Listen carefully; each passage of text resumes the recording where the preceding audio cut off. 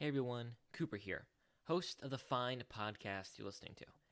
I just want to let you know that the episode you clicked on has a format that is very heavily inspired by a podcast called The Bookening. To be clear, our thoughts and opinions in this episode are our own, but the format is very similar to this podcast. I just wanted to give you a heads up and give credit where it is due. With that out of the way, enjoy the show. Coming up next, Booking It finishes its discussion on Emma.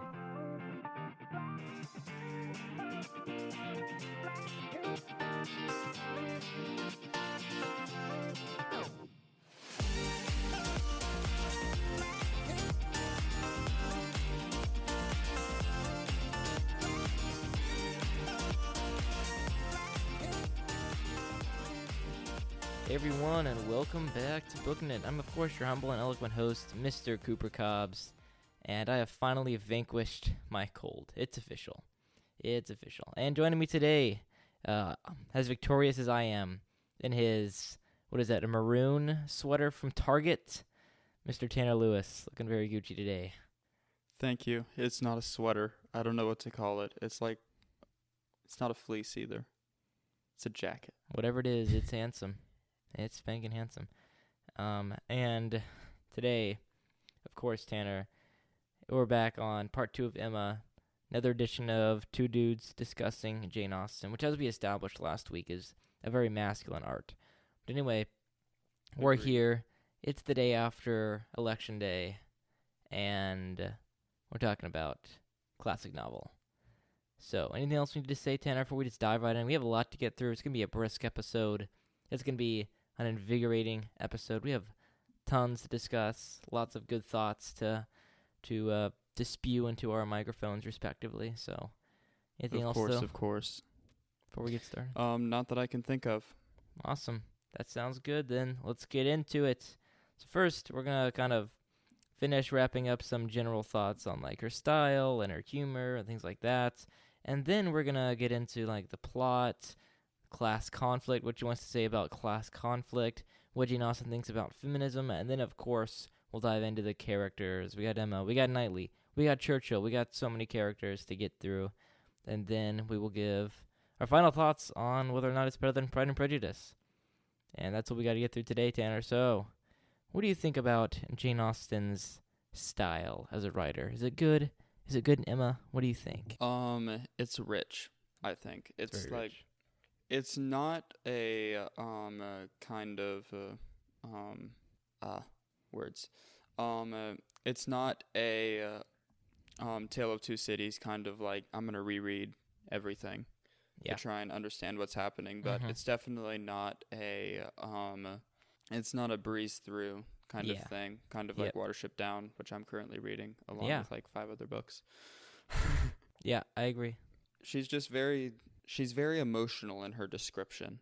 As in, she's always describing her character's emotions, mainly when she writes. Yeah, it's kind of the opposite of Tolkien, if I remember correctly. It's kind of I'm going to describe emotions a lot, and I'm not going to really describe the setting at all. You're just kind of there. Yeah.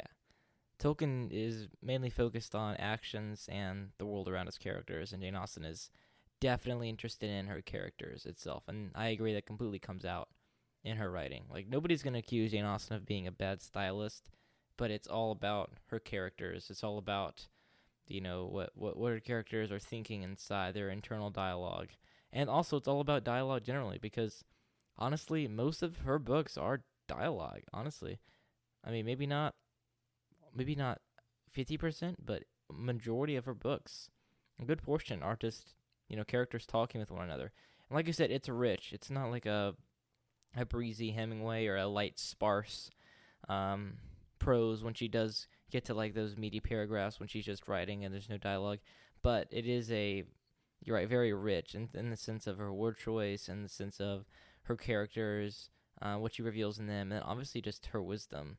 All the characters that make all the characteristics that make Jane Austen a great writer are revealed in her prose. Like you said, it's not a Tale of Two Cities. You have to reread everything, but yet it's rich. It's all there. It's the character development, the internal development and dialogue of characters. It's the richness of her wisdom and her humor as well. Like it's all there, and she's not like the person you're gonna read a line and it's just gonna have this.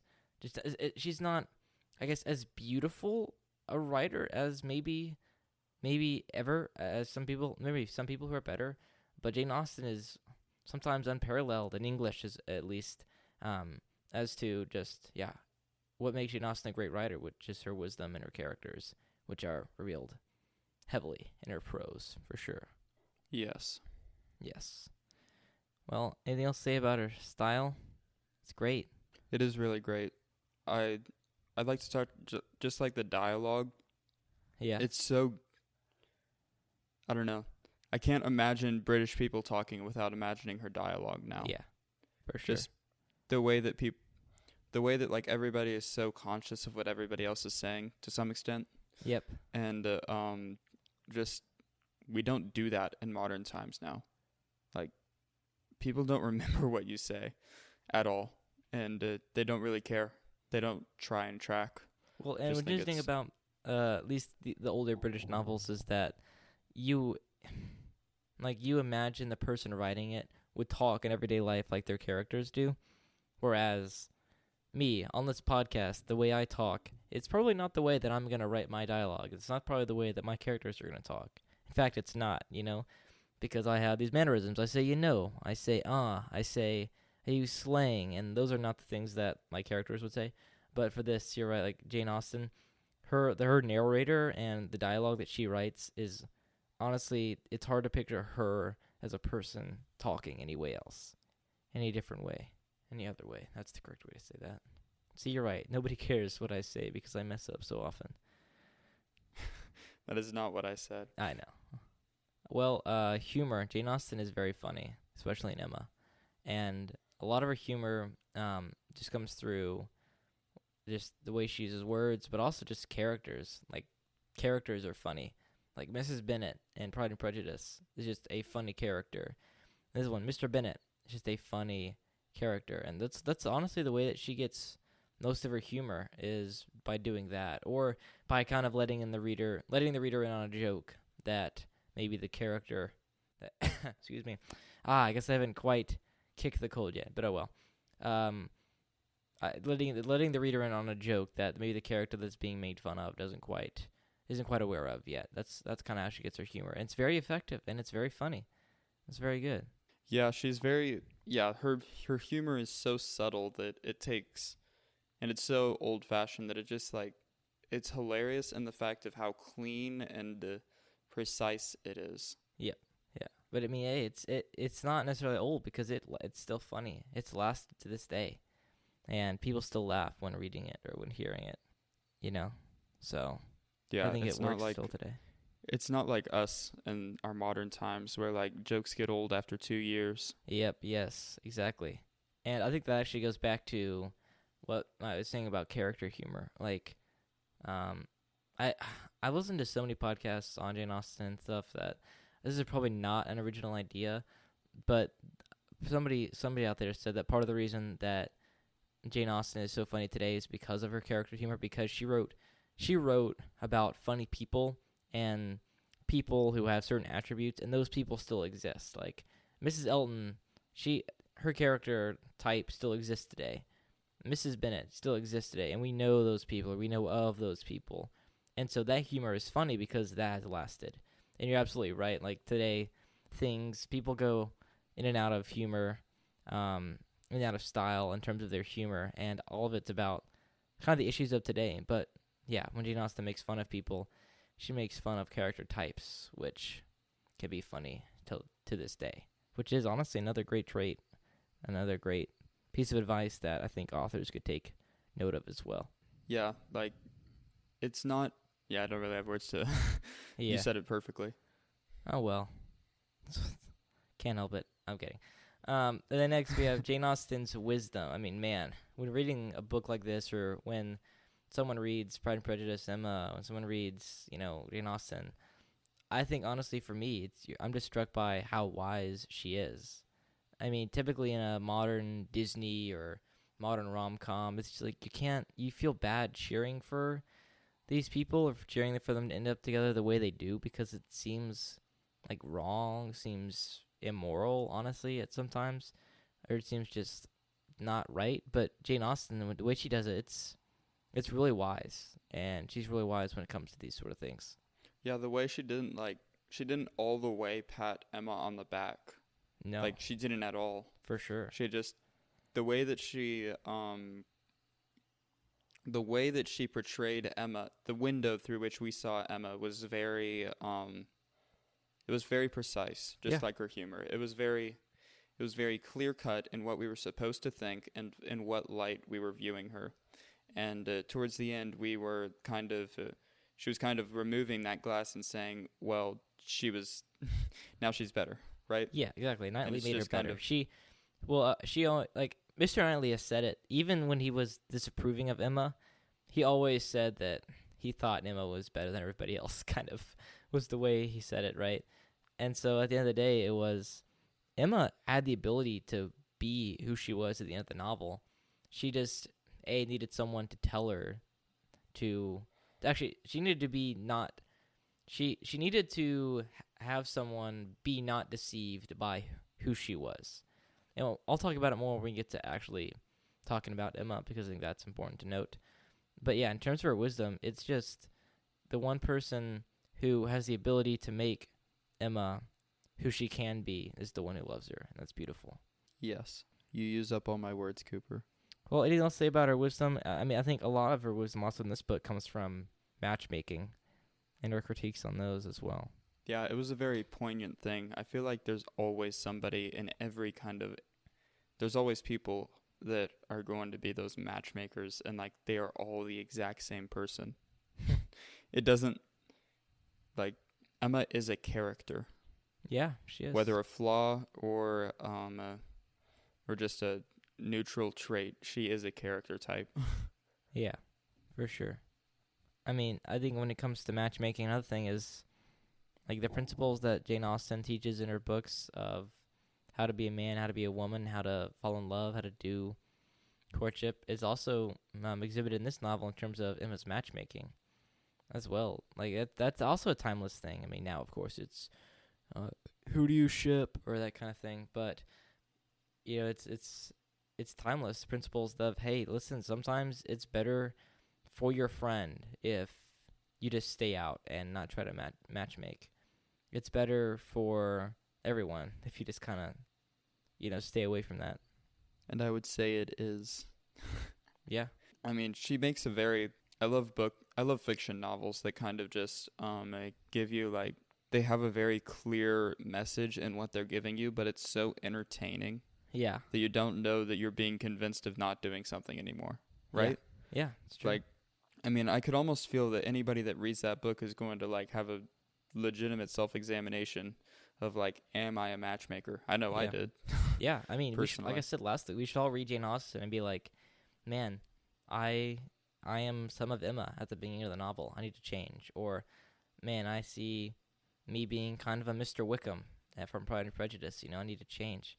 Like, that's definitely one of the most important things we can take away from Jane Austen.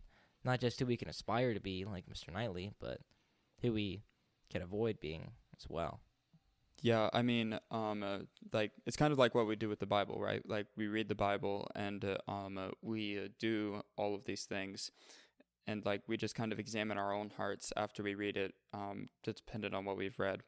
And I just appreciate novelists who can write a book and a story kind of like what the Bible is, and just kind of have a very clear moral of what this story is supposed to do, and like just a modern approach, because people often I was talking to somebody last night at work at Chick-fil-A, and like they just like entirely cast off something that I said about the Bible because they're like, well, that was so old-fashioned.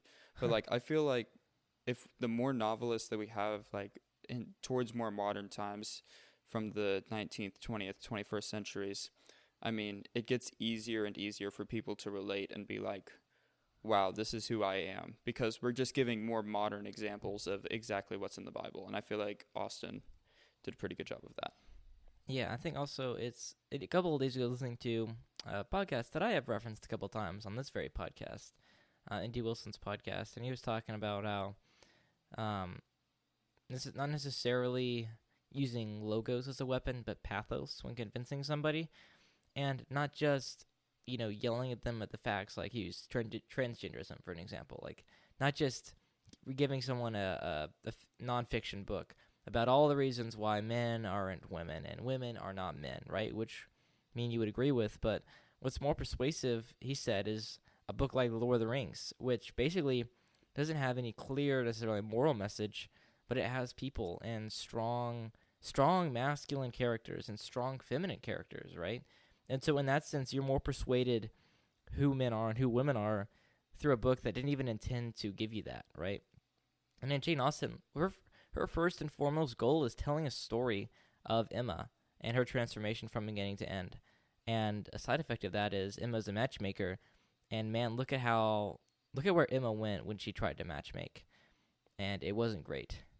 And honestly, like, I was listening to this while mowing the lawn, and I was like uncomfortable and scared when she was basically ruining Harriet's relationship with Robert Martin, right? And I was pretty sure that Harriet would end up with Robert Martin in the end, but I wasn't sure, and it was kind of scary to see Emma rip apart someone's relationship. And so in that case, yeah, even maybe Jane Austen didn't set out to make a statement about how matchmaking is terrible, but whether she did or not, it's a very effective and demonstrative example of the pitfalls of what you said that kind of person could be like. Yeah, and I think that's actually one of the dangers of like writing and like other terrible books. I mean, I can't think of any personal examples that I've read, but just like how it could easily be turned of, like you were talking about Lord of the Rings, strong masculine, strong feminine characters. I mean, it could easily be turned into, like, we could have transgender characters and gay characters in a book, and it could just and if you read enough of that where it's accepted and where it's true, you can easily become confused, and your mindset can be construed, and it's just hard to. So I think it's just I was talking with one of my Cersei instructors yesterday, just like how powerful words are dependent on how you use them. Just, it doesn't matter if you're talking, if you're writing, like, words have so much power no matter how you use them. Yeah, and stories, I would add, have so much power as well. Yes, and stories. And it's just so easy for, like, it's so easy for a straight path with your words can become so bent so very quickly. All you need is one slip, and people will jump all over you for what you said. But good news is Jane Austen is wise, and she avoided that. Yes. Real fast before I move on, I just want to say it was my mom's birthday actually yesterday on Election Day as well. So happy birthday, Mom, from me and Tanner. Happy birthday. But also, happy birthday. I wrote in her card that she was the wisest woman that I knew, except for maybe Jane Austen. As a joke, of course, but it's true. Jane Austen's pretty wise. So, did she take it, Cooper? She did. She thought it was funny. Okay. Yeah. Good for you. Yep. All right. Let's briefly cover the plot. I think that this book is if there's a case for it being better than Pride and Prejudice, it also comes from the plot. So in a normal Jane Austen novel, especially in Pride and Prejudice, you give us the main characters, we can tell you how it ends. But in Emma, it's not like that at all. Emma is ruining basically everything, even herself. How's it going to end? So the plot's almost like a mystery. Not just who's going to marry who, but like, will it all turn out okay? I think that adds another level to the entertainment of the novel. Yeah, like you just mentioned, Robert Martin was his name, right? Yeah. Yeah, and Harriet. That kind of like portion of the book, just like scattered throughout, that made me sad every time. Yeah. Every time I listened to that, I'm like, Emma, this is like, yes, this is bro code 101. Don't do this. Bro code. Yeah, especially true, that part where Harriet meets Robert's sisters in a store that she was very close friends with. and they start to kind of talk to her and their friends again. You're like, aww, and it makes you happy inside, you know? Yeah, it's just, you're kicking yourself for Emma, just like, Yes. you are so wrong in what you're doing right now, so wrong.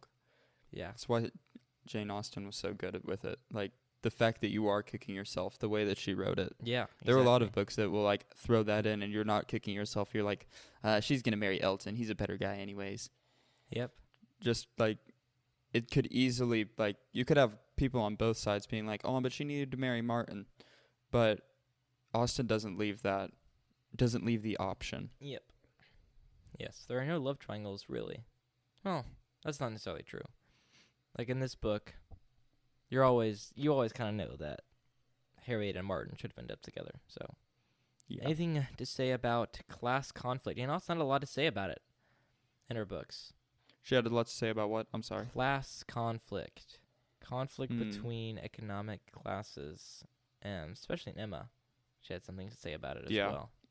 Yeah, it definitely I feel like that's one of, like, Jane Austen's, like, number one hits every time. It's like lower class, middle class, upper class. Yep.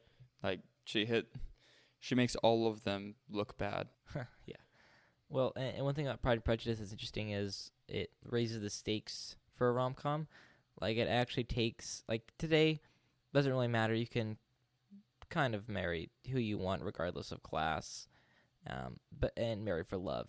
But back then, people couldn't marry for love because they had to marry someone rich enough to be able to take care of their family after they were gone, right? And so Pride and Prejudice in that sense is like that, because Lizzie she doesn't have the option for marrying for love, because if she does, then who knows what her family will be like, right? But at the same time, in Emma, like, a lot of it is Jane Austen is kind of saying to respect the classes. Like with Harriet and Robert Martin, Emma's trying to matchmake Harriet with people from classes higher than her, right? But at the end, it's Mr. Knightley is telling her, no, Robert Martin is Harriet's equal, and she needs to basically marry him, which I find really fascinating. She's not critiquing the class structure like a modern feminist would try to do, but she is instead basically like, well, right, this is a situation, and Harriet needs to marry someone of her equal station instead of jumping up, which is really interesting. Yeah. I don't really know what I think about that. I've always kind of been conflicted about that part of the book. Yeah, and maybe it would have made more sense, if we were living in the 1800s. Yeah, kind of hard for teenagers in the 21st century after COVID to try and figure that out. Yeah, but I mean, like, if you read it, you agree with me. Like, it would seem very much like she's saying that people need to stay within their bounds, basically. I don't really feel like I can agree with. I don't really know if that's what she's saying. I don't know if I can agree with if that's what she's saying, but, like, I don't know. I kind of get where you're coming from. Mm-hmm. Yeah. I just don't want to think that that's what she's coming from. Kind of get what I mean? Like, yeah. I don't know. Well, I mean, she's obviously critiquing in many of her novels you're right, the upper class and their snootiness and their wealth, and their really more. When she does it, she doesn't do necessarily just the fact that they're wealthy, but their character as well.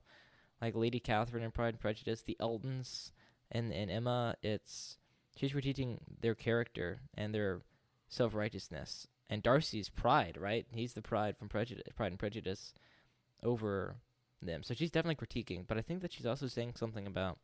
Yeah, I mean, like I said, it's hard to tell, but I think she is saying for people to stay within their bounds when it comes to things like that. I'm not saying that that's a good message now or whatever, but it's interesting that in her time, with severe lines drawn, it's interesting at the very least. So, all right. Yeah, I feel like. Oh, go ahead. My bad. Oh yeah, I was just going to say, like, a quick thing about, like, I feel like the lines between social classes and, like, what's acceptable for social classes and what isn't, like, gets more confusing as decades and years go on. Like, it gets harder and harder to distinguish between the lower, the middle, and the upper classes. Mm-hmm. You're just like, well, these people have millions of dollars, but you're like, well, they're not in the upper class though. right? And it just like gets more and more confusing as time goes on, as we like look back into the 1800s and we look back into the like 1600s, just how like the lines between classes kind of blur, and then they like disappear forever, and people like don't really care for a long time, and then they like get really rigid again, kind of like nowadays. Like it just gets, I don't know, it gets confusing. Yeah. Yeah. Anyways, that's all I was gonna say. For sure. Anything you want to say about Jane Austen and feminism? Some people argue that Jane Austen is a feminist. Anything to say about that? She's not a second wave feminist. That's what I'm going to argue. Yeah. She is a feminist in the fact that she believes that women are distinctly that women have their own rights and that they can live their own lives separate from their husbands, but not in the fact that they are 100% equals with men. Like, does that make sense? Mm-hmm. It gets so confusing. But just how she kind of advocates for women to have their own life, and that it's not entirely bound up within men, and how they're not bound to us, and kind of that. But like she's also saying like, but yes, this is still the natural order of things, and there are boundaries that need to be kept in place. Like we are not, because if we were all equal, then everybody would go into the draft, right? But we're not all equal, not in the same way. And so, for that reason, not everybody goes to the draft, right? Yeah. Anyways, I mean, that's my take on her feminism. That's my argument every time. If you notice a bunch of people saying that Jane Austen is a feminist, they're mostly feminists themselves. So it depends on like what you mean by feminism, because some people would argue at the time she would be a feminist for even writing as a woman and publishing, right?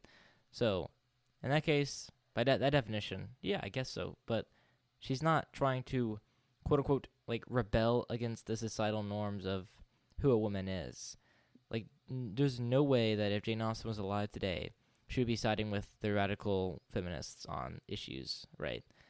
Because I think that at the end of the day, her wisdom comes through and that she supports the way that God made the world, which is one man and one woman together, right? And living in a way in which God is on the household. So, yeah, I don't think that her characters, headstrong, they're not like out to change everything. They're out to change what's wrong with the world. They're not out to change, quote unquote, the inequitable status of females in society. So yeah, I think that. Yeah, I don't think it's like that. But anyway, okay. Well, Tanner, we gotta crank out some of these characters because we're getting close to time here. First, Emma. Who is Emma, Tanner? Who is Emma? What makes her a great character? I love how headstrong she is. Like, she doesn't, I don't know, it's like me. She doesn't care what other people think at all. To some extent, I would believe. I don't know. Actually, I just changed my mind on this. I don't know. I'm saying something backwards. Okay. Anyways, not what I just said. Ignore everything. She's headstrong. She does what she wants, whether it rebels against what other people want or not. And she thinks that she is wiser than everybody else. The classic Karen.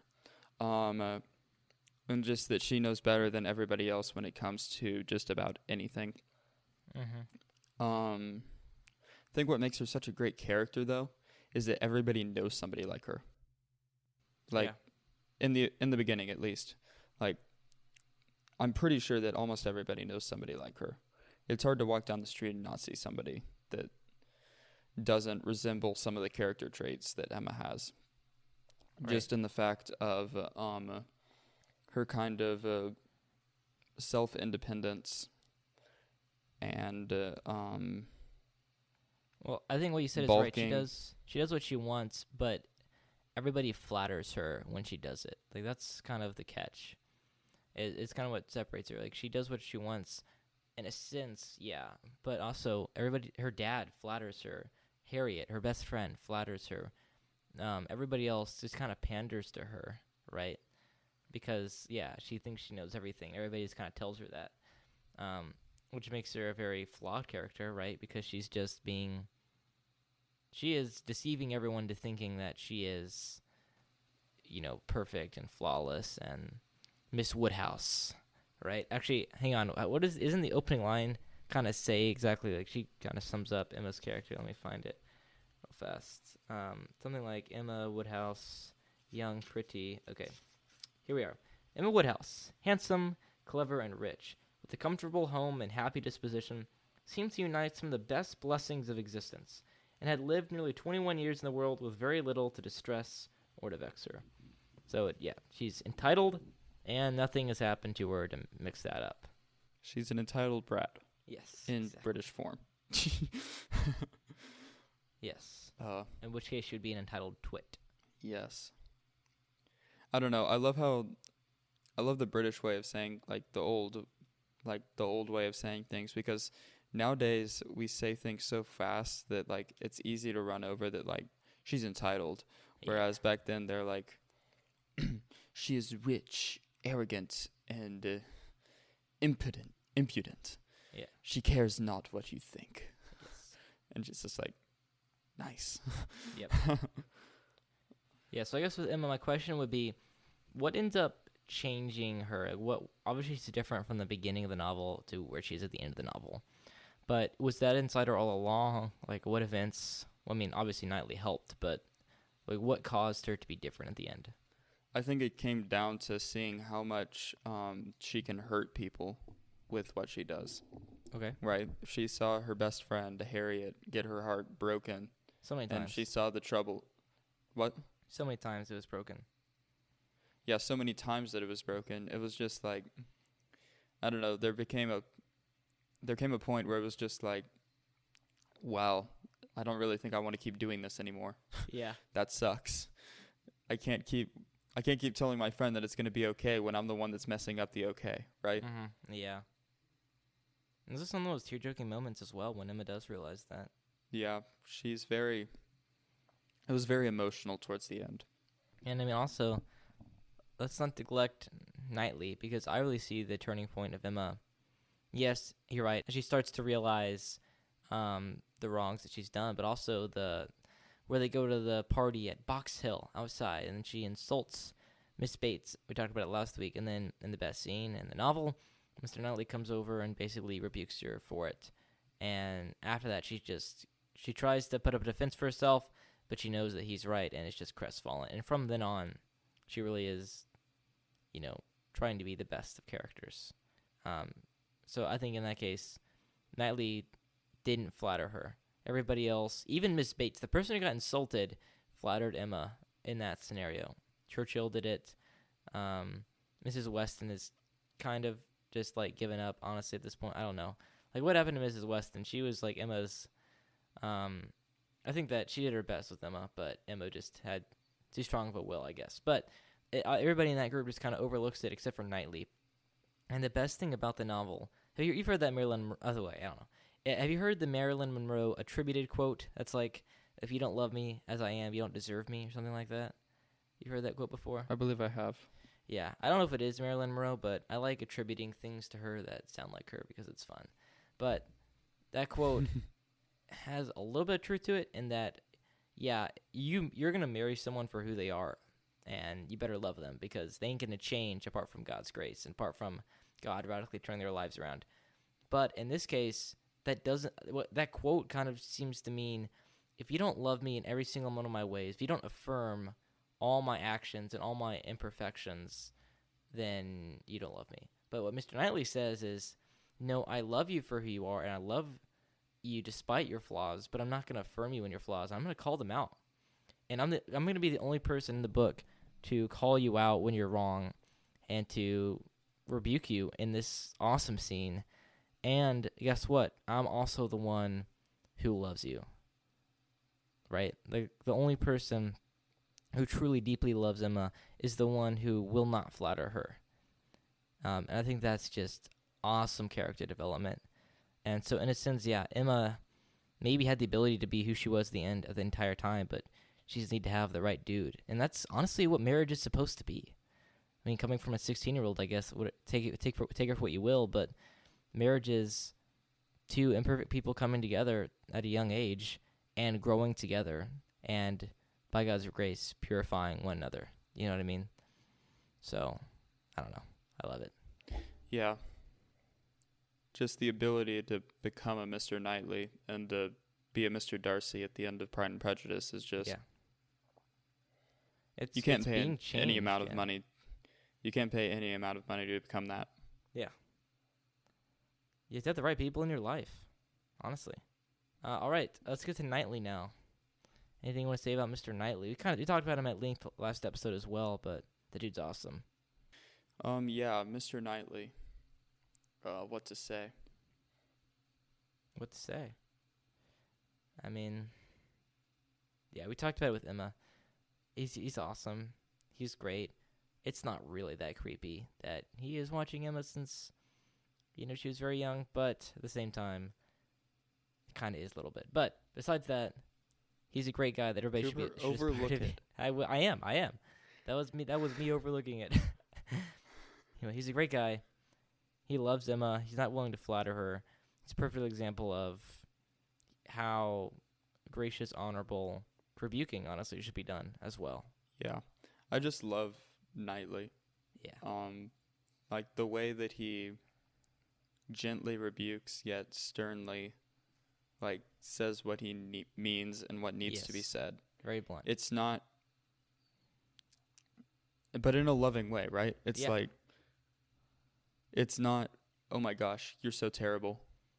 You need to go fix yourself. Mm-hmm. No, it's like, I love you. Let's work through this. Yeah, exactly. All right, well, we got Mr. Churchill, Frank Churchill, and, Jane Fairfax. Anything to say about them? As a whole, terrible. What kind of person would allow that? Yeah, I know. I think the reason they had to keep it secret was because of his aunt who eventually dies, right? She would not have approved of the match. But at the same time, yeah, like, come on. And no, still, but like, what kind of person would do that? Yes. Like, at all. I think that at the end, Jane Austen wants us to think that he's kind of a good guy, because he repents. Jane admits that she was kind of wrong as well, and then Emma still loves him, and then Mr. Knightley is mostly okay with it, I guess. So even though they both admit they shouldn't have done it, and Frank is really sad that he did it, they'll be okay. So, yeah, I agree. I just can't believe that they did it. Yeah. What a part of them thought that was a good idea. And it was a plot twist, man. It was a plot twist. I'll take it as a plot twist, but as a person in the real world, no. Just no. They're both young, they're both in love, and they're both trying to get blessings from the right people. So I believe it. I will believe it. But yeah, I understand your hesitance. Okay, Harriet. So innocent, so naive.